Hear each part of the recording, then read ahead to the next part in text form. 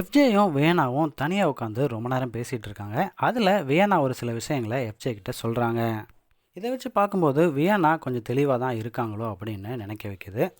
நீ ஆதிரை கூட க்ளோஸாக இருந்திருக்க, ரம்யாவுக்கு சாப்பாடெலாம் ஊட்டி விட்டுருக்க, என்னமோ நீ யூஸ் பண்ணிக்கிற மாதிரி தெரியுது அப்படின்னு ஒரு வார்த்தையை விடுறாங்க வியனா.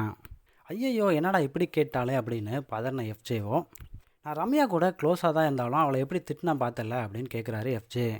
நீ சாப்பாடு ஊட்டி விட்டது எப்படி வெளியே ப்ரொஜெக்ட் ஆகும் அப்படின்னு கேட்க, நீ வெளியில் போய் பாரு அப்படின்னு சொல்ல, வியனாவும் திருப்பி நீ வெளியில் போய் பாரு அப்படின்னு சொல்கிறாங்க.